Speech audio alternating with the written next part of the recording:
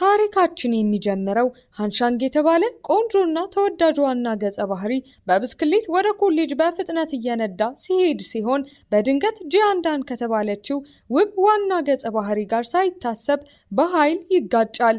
ቆይ ግን ከዛ በፊት አሁን ላይ 500 ሰብስክራይበር አለን።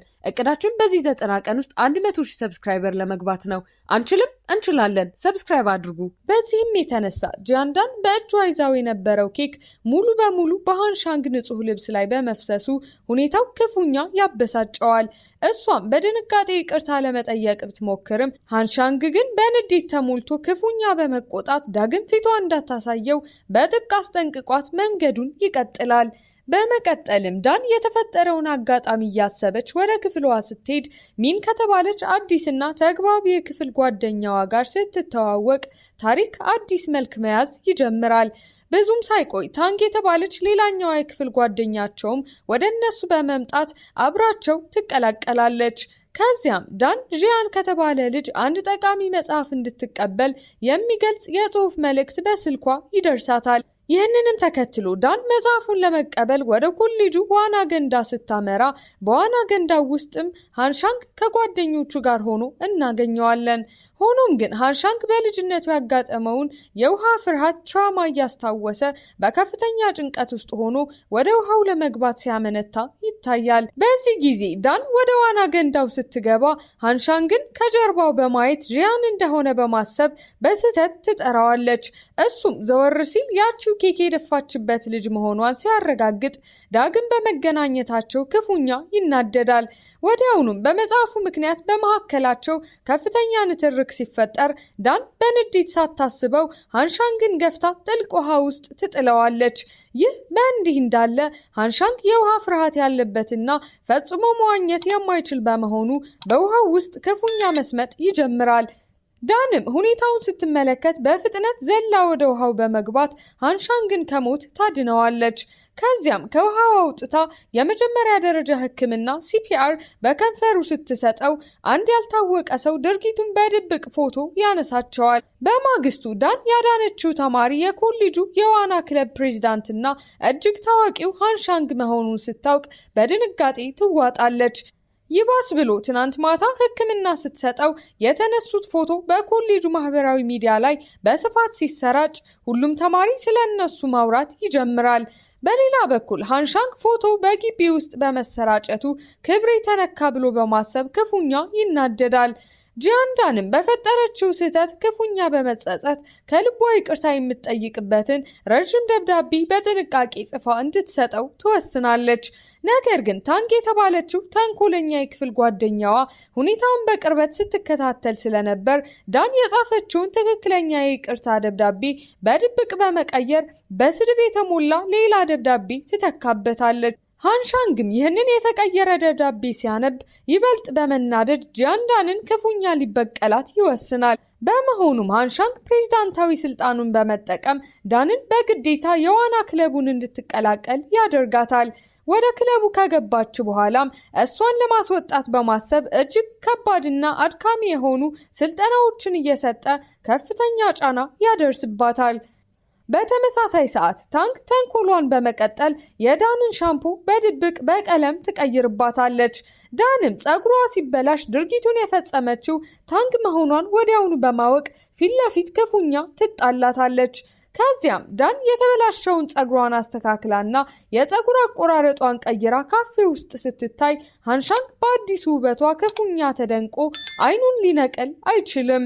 ከጥቂት ቀናት በኋላ ሃንሻንግ በቤተ መጻሕፍት ውስጥ እያጠና ሳለ አንድ እጅግ ከባድ የሆነ የሂሳብ ጥያቄ በመጽሐፉ ላይ ጽፎ ይተወዋል።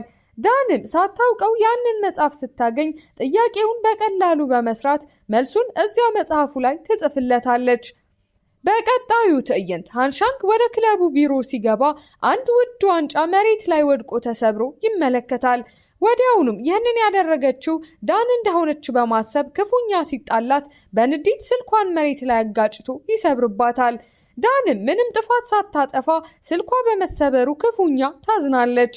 ሃንሻንግም ለስልኳ ማሰሪያ የሚሆን ገንዘብ ሊሰጣት ቢሞክርም እሷ ግን የእሱን ገንዘብ አልቀበልም ብላ በንዴት እያለቀሰች ትታው ትሄዳለች። ይህንንም ተከትሎ ሃንሻንግ ከተሰበረው ዋንጫ ስር የወደቀ የኮንሰርት ቲኬት በማግኘቱ ትኬቱን የሰጠው ሰው ዋንጫውን እንደሰበረው ይገነዘባል። ቪዲዮውን እዚህ ድረስ ከተመለከታችሁ ተመችቷችኋል ማለት ነው። ቪዲዮውን ላይክ ቻናሉንም ሰብስክራይብ ማድረግ እንዳይረሳ እንላለን። ወደ ታሪካችን። ኮንሰርቱ በሚካሄድበት ምሽት ዳን በአጋጣሚ ከሃንሻንግ አጠገብ ስትቀመጥ ዋንጫውን የሰበረችውና ትኬቱን የጣለችው ታንግ መሆኗን ታረጋግጣለች። በዚህም የተነሳ ዳን ለደረሰባት በደል ሁሉ ታንግን ክፉኛ ስትቆጣትና ስታስጠነቅቃት ትታያለች። የክለቡ ጫና ስለበዛባት ውሳኔዋን በማጽናት ከዋና ክለቡ ሙሉ በሙሉ ለመውጣት እንደወሰነች ለሃንሻንግ ታሳውቀዋለች። በማግስቱ ዳን ቤተ መጻሕፍት ውስጥ ሆና ስልኳ በመሰበሩ ምክንያት አያቷን በሌላ ተማሪ ስልክ ስታናግርና ስታለቅስ ሃንሻንግ በድብቅ ይመለከታታል። ባደረገው ነገር ክፉኛ በመጸጸት እጅግ ዘመናዊ የሆነ አዲስ ስልክ ገዝቶ በድብቅ ይሰጣታል። ከዚያም ዳን ከዋና ክለቡ ለመውጣት ያቀረበችውን ጥያቄ ሃንሻንግ ሲቀበል፣ ነገር ግን እንደ ቅጣት 30,000 ቃላት ያለው የመልቀቂያ ደብዳቤ እንድትጽፍ ያስገድዳታል። እሷም ምንም አማራጭ ስላልነበራት ሌሊቱን ሙሉ ስትጽፍ ታድራለች። ይህ በእንዲህ እንዳለ ቤተ መጻሕፍት ውስጥ በመጽሐፉ ላይ የሚጻጻፉት የሂሳብ ጥያቄዎች እርስ በእርስ መሆናቸውን ሳያውቁ በከፍተኛ ስሜት መግባባታቸውን ይቀጥላሉ። ሁለቱም ማንነታቸውን ባያውቁም በአእምሯቸው ትስስር ክፉኛ ይሳባሉ። በመጨረሻም እጅግ ጥብቅ በሆነው የሂሳብ ፕሮፌሰር ክፍል ውስጥ አዲስ የቡድን ስራ ሲሰጣቸው እጣ ፈንታ ሃንሻንግና ዳንን በአንድ ቡድን ውስጥ ያገናኛቸዋል። ፕሮፌሰሩም የሰጣቸው የቤት ስራ ስለ ፍቅር ግንኙነትና የሰዎችን ስነ ልቦና የዳሰሳ ጥናት እንዲያዘጋጁ የሚጠይቅ ነበር። በመሆኑም ምንም እንኳን በመካከላቸው አለመግባባት ቢኖርም ለውጤታቸው ሲሉ ሁለቱም በጋራ ሆነው ይህንን የፍቅር ዳሰሳ ጥናት ለመስራት ይገደዳሉ። በዚህም የተነሳ አብረው የሚያሳልፉት ጊዜ እየጨመረ ይመጣል። በቀጣዩ ትዕይንት ዳንና ሃንሻንግ ስለ ፍቅር ግንኙነት የዳሰሳ ጥናት ለማዘጋጀት ተማሪዎችን መጠየቅ ይጀምራሉ። በመሃልም ሃንሻንግ የራሱን የህይወት አጋርና የሚወዳትን ሴት ባህሪ ሲገልጽ ልክ እንደ ጂያንዳን አይነት ሴት መሆኗን በማስረዳቱ አብራቸው የነበረች ጉዌንቶንግ በቅናት ስሜት ትዋጣለች። ከጥቂት ቀናት በኋላ ዳን ለክፍል ገለጻው የሚሆን ምርጥ ስላይድ አዘጋጅታ ስትጨርስ ለሃንሻንግ ታሳየዋለች። ሃንሻንግም በስላይዱ ላይ መስተካከል ያለበትን አንድ ትልቅ የሂሳብ ስህተት በማየት በጽሑፍ መልእክት ይልክላታል። ነገር ግን ታንግ በድጋሚ ተንኮሏን በማስነሳት የዳንን ስልክ በድብቅ ወስዳ መልእክቱን ሰርዛ ስለምታጠፋው ዳን ስህተቱን ሳታየውና ሳታስተካክለው ትቀራለች። በማግስቱ በክፍል ውስጥ ገለጻ በሚያደርጉበት ወቅት ሃንሻንግ በስላይዱ ላይ ያለው ስህተት እንዳልተስተካከለ በማየት በድንጋጤ ይዋጣል። በመሆኑም ስላይዱን ዘግቶ ያለ ስላይድ ገለጻውን ለማድረግ ቢሞክርም ፕሮፌሰሩ ክፉኛ በመቆጣት ዝቅተኛ ውጤት ይሰጣቸዋል። በዚህም የተነሳ ዳን በውጤቷ ክፉኛ በማዘን የምትተዳደርበትን የስኮላርሺፕ እድሏን ታጣለች። ህይወቷን ለመምራትም ስትል ሌላ የትርፍ ሰዓት ስራ ፍለጋ ለመውጣት ትገደዳለች። በዚህም መሰረት ጉዌንቶንግ ጥሩ ሰው መስላ በመቅረብ አንድ ታዋቂ ሬስቶራንት ውስጥ ለዳን ስራ ስታገኝላት ዳን አስተናጋጅ ሆና መስራት ትጀምራለች። በአጋጣሚ ሃንሻንግ ከጓደኞቹ ጋር ሆኖ እዚያው ሬስቶራንት ውስጥ ለመመገብ ይመጣል። ዳንም ሃንሻንግን ስታየው እንዳያውቃት ፊቷን በምናሌው ትሸፍናለች። ከዚያም የስኮላርሺፕ እድሏን ስላጣችበት የበቀል እርምጃ ለመውሰድ በማሰብ ሃንሻንግ ባዘዘው መጠጥ ውስጥ እጅግ የሚያቃጥል ሶስ በድብቅ ታደርግበታለች። ነገር ግን መጠጦቹን ስታቀርብ ሁሉም ስለተቀላቀሉባት የትኛው የሃንሻንግ እንደሆነ ግራ ይገባታል። ትክክለኛውን ለማግኘት ስትል ዳን ሁሉንም መጠጦች በጣቷ ስትቀምስ የሬስቶራንቱ አለቃ አይቷት በንዴት ከስራ ያባርራታል። በዚህ ጊዜ ሃንሻንግ ጥፋቷንና ያደረገችውን ነገር በማወቁ ሲመለከታት ዳን ከስራዋ በመባረሯ በንዴት ተሞልታ ሁሉንም ነገር በእሱ እያሳበበች ክፉኛ ትጣላዋለች። በሌላ በኩል ጥብቁ የሂሳብ ፕሮፌሰር የምርምር ወረቀት ለሚያሳትሙ ተማሪዎች ተጨማሪ ውጤት እንደሚሰጥ ሲያሳውቅ ሃንሻንግ በድብቅ ዳንን ለመርዳት ይወስናል። በመሆኑም የምርምር ወረቀቷ ከፍተኛ ደረጃ ደርሶ እንዲታተም ሲያግዛት ዳንም ስለ ስላይዱ የተላከላት መልእክት እውነት መሆኑንና ያጠፋችው ታንግ መሆኗን ትረዳለች። በመቀጠልም ዳን ሃንሻንግ ላደረገላት እርዳታ ከልቧ በማመስገን ቀደም ብሎ ለተገዛላት አዲስ ስልክ ገንዘቡን ሰብስባ ለሃንሻንግ ትመልስለታለች። ይህ በእንዲህ እንዳለ በቤተ መጻሕፍቱ ውስጥ የሂሳብ ጥያቄዎችን በመጽሐፍ ላይ መጻጻፋቸውን በከፍተኛ ፍቅር ይቀጥላሉ። ሃንሻንግም ይህች ከእሱ ጋር እኩል የምታስበው ድንቅ ሴት ማንነቷን ለማወቅ ክፉኛ በመጓጓት ቤተ መጻሕፍቱ ውስጥ እንድትጠብቀው ቀጠሮ ይይዛል። ነገር ግን ልክ በዚያች ሰዓት የዳን ስልክ ቻርጀር በመዝጋቱ ስልኳን ለጓደኛዋ ለሚን ሰጥታ ትሄዳለች። ሃንሻንግ የዳንን ስልክ ከሚን ላይ ለማምጣት ሲሄድ ስልኳ ላይ የልብ ቅርጽ ያለበት አንድ ቁጥር ሲጠራ ይመለከታል። ሃንሻንግም ይህ የልብ ቅርጽ የፍቅር ጓደኛዋ እንደሆነ በማሰብ ክፉኛ በመረበሽ በቅናት ይቃጠላል። በሌላ በኩል ዳን ቤተ መጻሕፍት ውስጥ ሆና ያንን የሂሳብ ሊቅ የሆነውን ሃንሻንግን ብትጠብቀውም ጉዌንቶንግ ያንን ሚስጥራዊ መጽሐፍ ሆን ብላ ስለወሰደችው ሳይገናኙ ይቀራሉ። ሃንሻንግን ቤተ መጻሕፍት ውስጥ መጥቶ ሲያጣት ዳን ከዛ የልብ ቅርጽ ካለው ፍቅረኛዋ ጋር የነበረች መስሎት ይበልጥ ይበሳጫል። በመሆኑም ሁለቱም በመሃላቸው በተፈጠረው አለመግባባት ምክንያት ሳይገናኙ ቀኑ ያልፋል። ከጥቂት ቀናት በኋላ የዋና ክለብ አባላት የቡድን ስራ ለመስራት በወረቀት ዕጣ ሲጫወቱ ሃንሻንግና ዳን ሳያውቁ የየራሳቸውን ዕጣ በማውጣት በአንድ ላይ ይመደባሉ። በዚህም ምክንያት ቤተ መጻሕፍት ውስጥ ሲገናኙ ሃንሻንግ ያ የልብ ቅርጽ ቁጥር የዳን አያት እንጂ ፍቅረኛዋ አለመሆኑን ሲያውቅ ልቡ በከፍተኛ ደስታ ይሞላል። በቀጣዩ ትዕይንት ዳን የዋና ክለቡን ትንንሽ ልጆች ይዛ ለልምምድ ስትወጣ አንዲት ትንሽ ልጅ በድንገት ወደ ጥልቅ ውሃ ውስጥ ትወድቃለች። በዚህ ጊዜ ሃንሻንግ እዚያው ቢሆንም የልጅነት የውሃ ፍርሃቱ ዳግም ስለተነሳበት ምንም ማድረግ ሳይችል በድንጋጤ ይቆማል። ወዲያውኑም ዳን ምንም ሳታመነታ ዘላ ወደ ውሃው በመግባት ትንሿን ልጅ ስታድናት በሚያሳዝን ሁኔታ እግሯን ከድንጋይ ጋር አጋጭታ ክፉኛ ትጎዳለች።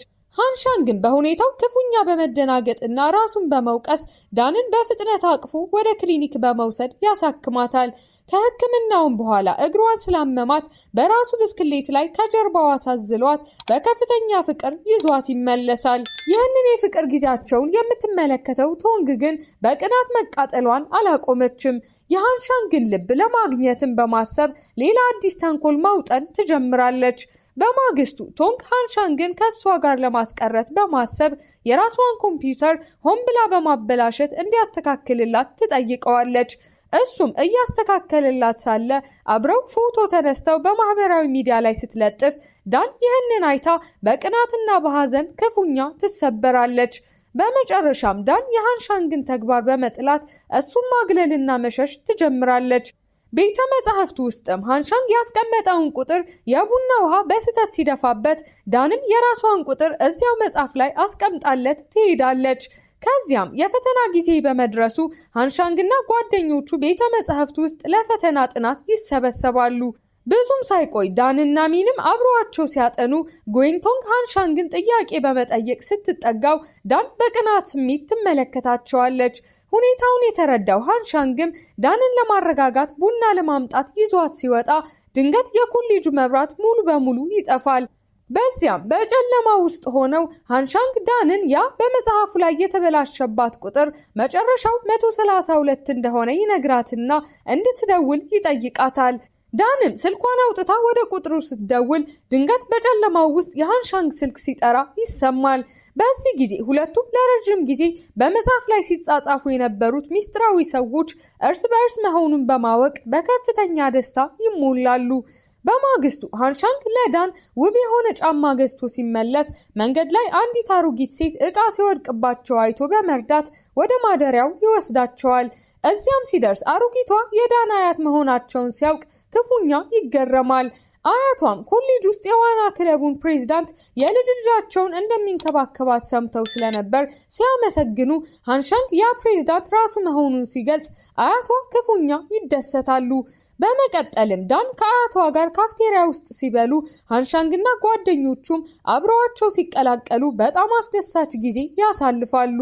ይሁን እንጂ ሃንሻንግ በአጋጣሚ የአያቷን የልብ ድካም ህመም የሕክምና ወረቀት በማየቱ ዳን እንዳታውቅ አያቷ ስለለመኑት ቃል ገብቶላቸው ዳንን ሁልጊዜ እንደሚንከባከባት በጥብቅ ቃል ይገባላቸዋል። ነገር ግን ተንኮለኛዋ ቶንግ ለዳን መታ ሃንሻንግ የፍቅር ጥያቄ እንዳቀረበላትና እሷም እንደምትወደው አስመስላ በመዋሸት በልበ ሙሉነት ስትነግራት ነገሮች ይበላሻሉ። ዳንም ይህንን ስትሰማ ልቧ ክፉኛ በመሰበሩና በማዘኑ ምንም ቃል ሳትተነፍስ ከሃንሻንግ መራቅና መሸሽ ትጀምራለች።